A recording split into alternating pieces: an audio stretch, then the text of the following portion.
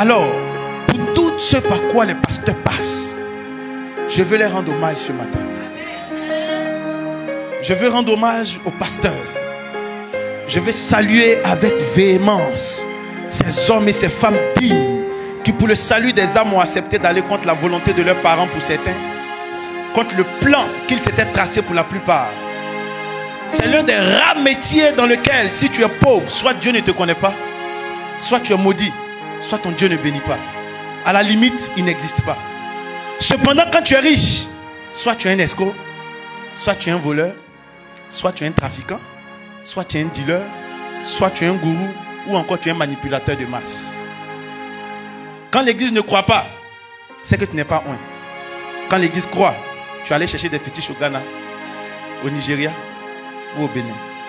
Oui, je vais saluer ces soldats du royaume qui, par amour du prochain et passion pour leur appel, donnent la priorité aux autres.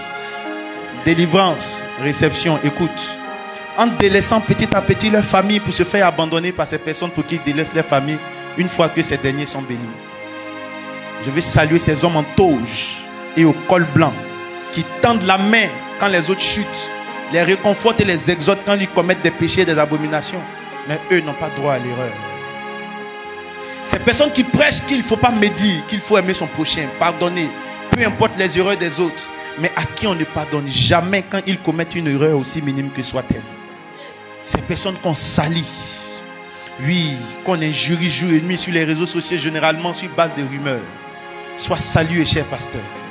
Toi qui es toujours là à l'hôpital, dans des maisons pour prier pour les âmes ou encore dans les veillées funèbres pour apporter aide et réconfort, tout en prêchant pour soutenir la famille endeuillée. Mais quand toi tu perds quelqu'un, soit Dieu est en train de te juger, ou soit Dieu t'a quitté, ou pire encore, tu as sacrifié cette personne pour la gloire de ton ministère. Sinon, si Dieu était encore avec toi, pourquoi ne t'a-t-il pas révélé la mort de ce dernier? Une telle méchanceté, une telle cruauté de la part des gens pour qui tu as donné ton cœur, ton âme, à la limite, sacrifier ta vie pour leur salut. Oui, toi, cher pasteur, qu'on appelle presque jamais pour savoir comment tu te portes, pourquoi le ferait-il puisque tu es censé être en contact permanent avec les anges? Ces derniers prendront de tes nouvelles. Et qui a dit que les pasteurs tombaient malades? C'est bien eux qui prient pour les malades. L'ange en charge de la guérison prendra soin de lui et de sa famille. Quoi de plus normal de ne jamais lui demander comment il va et de passer toutes les fois qu'on l'a au téléphone le temps à lui parler des cauchemars qu'on fait. Pourtant, il suffit de rendre visite au pasteur. Vous trouverez chez eux aussi des aspirines, des remontants, Efferalgan, CAC1000, Doliprane, des anti-inflammatoires. Parce que physiquement, mentalement et psychologiquement épuisé. Parce qu'en vrai, tout pasteur arrive à ce carrefour de son ministère en se posant toujours cette question. Pourquoi les gens sont ainsi méchants? Pourquoi? J'ai pourtant été là pour eux. Pourquoi à mon tour, ils me servent une telle cruauté? Ah oui. Ce même pasteur va se convaincre que c'est l'œuvre du diable. Prendre sa Bible, mettre sa tenue et venir à la chaire prêcher aux mêmes gens qui lui mettent les bâtons dans les roues. On fait de ça notre credo. Toujours se montrer disponible en souriant. Dans tout ça, le pasteur ira encore visiter un autre groupe. Ceux qui ont récemment quitté l'église parce qu'il n'y a pas d'amour dans l'église. Ou qu'on les a offusqués ou que le pasteur a omis de les rendre visite. Ces gens que le pasteur a hébergés pour certains pendant plusieurs années, payer la scolarité pour d'autres, organiser les mariages, financer les projets et les voyages, acheter des vêtements et chaussures, présenter à des gens d'un certain niveau, conduire dans des lieux là où ils n'espéraient jamais être, pour mettre les pieds, trouvent qu'il n'y a pas l'amour dans l'église. Et oui, le cœur de l'homme est vraiment torturé par-dessus tout. Qui peut vraiment le comprendre? Ces mêmes gens ont le droit d'aller à la plage, d'effectuer des voyages, aller au cinéma, s'offrir des dîners en famille, rire, faire du shopping et poster. Mais le pasteur, s'il le fait, c'est qu'il est devenu charnel. Ah, être pasteur. Quand on voit un jeune cadre de banque, il est super intelligent. Un jeune footballeur, il est certainement né sous une bonne étoile. Un jeune entrepreneur, ça fait rêver. Un jeune politicien, ça donne de l'espoir. Mais quand c'est un jeune pasteur, c'est parce qu'il a échoué sa vie. Comme il n'avait plus d'avenir, plus d'issue, il a trouvé une échappatoire, devenu pasteur. Oh, homme au cœur méchant et au courage, ne voyez-vous pas le travail abattu par ces vénérables hommes qui sacrifient leur santé pour votre épanouissement? Savez-vous le nombre de pasteurs qui souffrent d'hernie, de tension, de cancer, de maladies cardiovasculaires à cause des longues heures de prière, des proclamations, des prêches? Savez-vous l'énergie que ça prend de chasser les démons? Non, vous ne le savez pas. Sinon, vous apprécierez les efforts que fournissent les pasteurs. Oui, On nous a appris que le pasteur doit être magnanime, hospitalier, ouvert, serviable, humble. Seulement, combien sont ces pasteurs qui regrettent aujourd'hui d'avoir ouvert leur intimité à des gens qui ne valaient pas la peine? Combien de pasteurs essuient aujourd'hui mépris et impolitesse, justement parce qu'ils ont été beaucoup simples? Chers pasteurs, soyez bons, mais ne soyez pas des bonbons. Au milieu de cette génération perverse et méchante, soyez prudents. Car là où il n'y a pas de mystère, il n'y a pas de ministère. Malheureusement, dans notre métier, la reconnaissance est un mot rare. On a conclu qu'il n'est pas de ce monde. Oui, si vous cherchez la reconnaissance des hommes, ne devenez jamais pasteur. Combien de pasteurs ont sacrifié leur ministère sur l'autel de l'hospitalité? Pensant aider des nécessiteux, ils ont malheureusement ouvert leur intimité à leur propre bourreau. Et comme les attaques qui viennent de l'intérieur sont toujours dévastatrices, malheureusement, très peu de ministères survivent à de tels coups. Combien d'agents doubles sont dans les ministères, cachés sous le sulfureux titre de fils? Chers pasteurs, soyez sages dans vos relations. Car se sacrifier pour le compte des personnes pas reconnaissantes revient à s'immoler par le feu pour éclairer le chemin à un infirme aveugle. Heureusement que le temps finit toujours par révéler la vraie nature des gens et que le Dieu qui a appelé ses serviteurs est fidèle. Pas que nous regrettons notre appel en tant que pasteur, non. Nous sommes fiers de servir notre Seigneur Jésus et de souffrir pour son nom. Nous regrettons juste de nous être sacrifiés à un moment pour des personnes qui n'en valaient pas la peine. Vous me direz pourquoi regretter si c'est Dieu qui rémunère? Le regret vient du fait que vu tout ce par quoi nous passons finalement, aucun de nos enfants pour la plupart ne veut devenir pasteur. Même quand ils ont l'appel, l'instinct du Père prend le dessus. On refuse parce qu'on ne veut pas que nos enfants biologiques souffrent dans le ministère comme on souffre. Connaissez-vous le nombre d'enfants de pasteurs qui en veulent à leur père parce que ce dernier les a délaissés pour les histoires d'église? Connaissez-vous le nombre de foyers de pasteurs qui volent en éclats pour cette histoire de ministère? Connaissez-vous le nombre de pasteurs qui n'ont pas d'amis à cause de la trahison et de la méchanceté autour d'eux? Les gens autour des pasteurs ne sont pas pour la plupart sincères.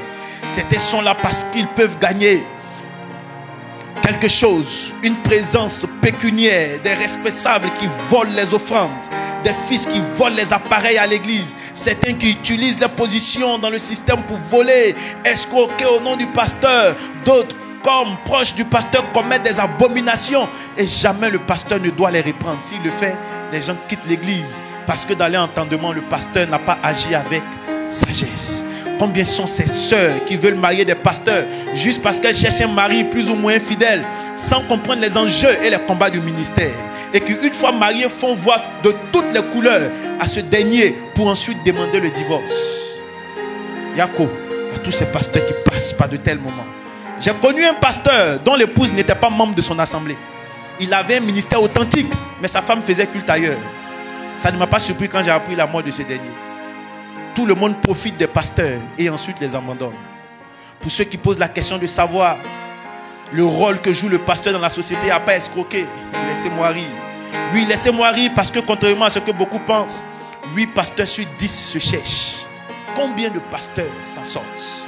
L'argent des offrandes, si seulement ces gens-là savaient que le pasteur souvent le redistribuait pour la plupart aux mêmes fidèles, ceux d'une manière ou d'une autre. Quant à savoir notre rôle dans la société, notez que nous jouons le rôle de psychologue, de transformateur, de formateur, de conseiller matrimonial, d'avant-gardiste, d'assistant social, d'exorciste, de lanceur d'alerte, de muraille spirituelle, pour ne citer que ça, bien que la liste soit longue. Certains vont plus loin scandale que si l'Afrique est en retard, c'est parce qu'il y a trop d'églises et de pasteurs. Peut-être, peut-être pas. À ces gens, je répondrai ceci. Arrêtez de vous agiter. Les scientifiques, les politiques, les ingénieurs, les architectes, les entrepreneurs, les docteurs, les médecins et autres ne sont pas les seuls bâtisseurs d'une cité. Non. Dieu n'utilise pas que les corps de métier pour élever une nation. Bien que tous travaillent pour accomplir son plan parfait et nos nations, vous devez comprendre que les pasteurs jouent un rôle prépondérant. Bien que des femmes et des hommes de science, de qualité, soient très importants et qu'on ait besoin des acteurs sociaux, éducatifs et économiques de qualité, il est cependant important de noter que tous ces acteurs sont chapeautés par la pastorale pour des lumières de plusieurs ordres. Alors s'il est vrai que nous avons besoin de systèmes de qualité pour élever nos nations, il est aussi vrai que nous avons besoin d'un système ecclésiastique de qualité. Car c'est le prophétique qui régule et établit la politique, jamais le contraire. Venu dire en fait à cette génération que les pasteurs ne sont pas des personnes qu'il faut banaliser. Ce sont des personnes qui se battent pour l'avenir de plusieurs. Ce sont des personnes qui se battent pour écrire l'histoire de cette humanité. Dans nos sociétés, beaucoup de personnes étaient des braqueurs, ont été transformées par le message des pasteurs. Beaucoup de femmes voulaient abandonner leur mari, mais sont venues au bureau, le pasteur les a confortés. Des foyers qui devaient voler en éclats, le pasteur a prêché. Ces foyers ont été solidifiés. Beaucoup d'enfants qui étaient rebelles à leurs parents, après un message, se sont repentis. La cellule familiale recréée. Beaucoup de familles qui étaient divisées ont été unies après que les pasteurs aient prêché les paroles.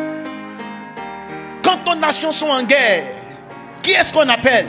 Les guides religieux. Parce que nous sommes le pont entre Dieu et les humains. Les pasteurs ne méritent pas une telle cruauté, une telle méchanceté. Pour ceux qui se cachent derrière les caméras pour insulter les pasteurs matin, midi et soir, soyez-en sûrs, le Dieu que nous servons est fidèle. C'est un Dieu qui ne laissera pas impuni tout le mal qui est fait aux pasteurs. 4 000 à 5 000 pasteurs démissionnent chaque année. Ils n'abandonnent pas parce qu'ils manquent de foi en Dieu. Ils n'abandonnent pas parce qu'ils ne croient pas à l'appel de Dieu placé sur leur vie. La plupart n'abandonnent même pas pour des raisons financières. Les pasteurs démissionnent parce qu'ils sont submergés par l'épuisement mental. Tant que vous ne serez pas pasteur, vous ne comprendrez jamais pleinement ce que c'est de porter les charges spirituelles pour les gens. Se lever au milieu de la nuit, prier pour sa famille de foi. Se réveiller au milieu de la nuit, sentir le poids de quelqu'un, intercéder pour la personne. Le pasteur qui est dépassé par l'inquiétude d'une personne absente. Pourquoi l'église ne croit pas? Comment prêcher? Quoi enseigner? Comment l'appliquer? Et ensuite se fait critiquer. Et c'est au pasteur qu'on dit il doit mieux faire. Les pasteurs se tiennent au milieu des commérages, au milieu des mariages brisés. Les pasteurs consolent ceux qui ont subi une perte. Les pasteurs naviguent dans les eaux des gens imparfaits avec le désir de voir chacun s'épanouir dans sa foi. Ils aspirent aux percées spirituelles. Votre pasteur désire le meilleur pour vous. Les pasteurs entendent ce qu'on dit d'eux, de leurs enfants, de leur famille. Malgré tout ça, ils sont toujours là, souriants. Non, ne soyez pas complices de ceux qui tuent les hommes de Dieu. Pourquoi croyez-vous que plusieurs pasteurs meurent d'AVC? C'est justement à cause de la méchanceté dont cette humanité fait montre. Faites attention, peuple de Dieu. Jamais Dieu ne laissera impunir toutes ces personnes qui ont menti sur des pasteurs, les ont jetés à la vindicte populaire. Ceux qui ont volé, escroqué des pasteurs, les laissant endettés, seuls face au poids du ministère. Jamais Dieu ne laissera cela impuni. Même s'ils sont déjà morts, ces pasteurs. Pour ceux qui nous ont dévancés, ceux qui ont laissé leurs veuves, orphelins qui ont été abandonnés, pour ceux qui ont... Et après, les gens ont déserté l'église. Dès que le pasteur est mort, Dieu ne laissera pas cela impuni. Psaume 116, verset 15. La Bible dit, elle a du prix aux yeux de Dieu la mort de ses saints. Proverbe 3, 33. La malédiction de l'Éternel est dans la maison du méchant, mais il bénit la demeure du juste. Matthieu 23, 29. Malheur à vous, scribes, pharisiens, hypocrites, parce que vous bâtissez le tombeau des prophètes et ornez le sépulcre des justes. Et que vous dites, si nous avions vécu du temps de nos pères, nous ne serions pas joints à ceux qui répandent le sang des prophètes. Vous témoignez ainsi contre vous-même que vous êtes des fils de ceux qui ont tué les prophètes. Combien donc la mesure de vos pères, serpents, race de vipères?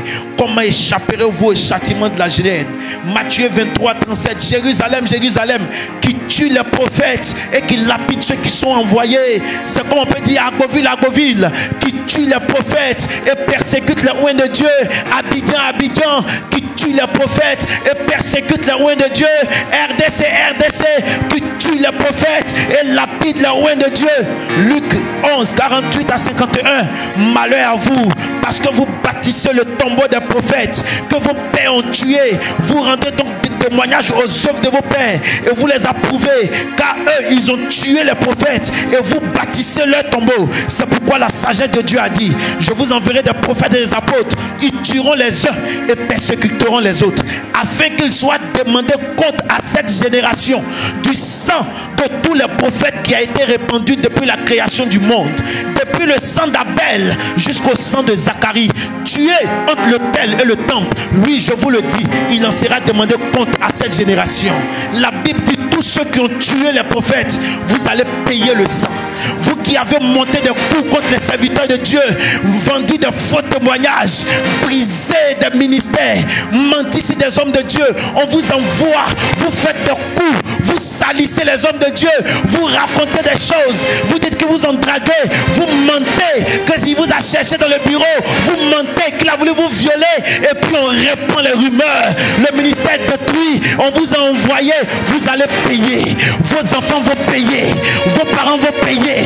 La Bible déclare, il vous sera redemandé le sang des prophètes. Oui, vous qui avez fait pleurer des prophètes, vos enfants payeront. La malédiction de l'Éternel est dans la maison du méchant. Vous qui avez détruit des ministères, empoisonné des pasteurs, fils de la race de Caïn, vous allez payer.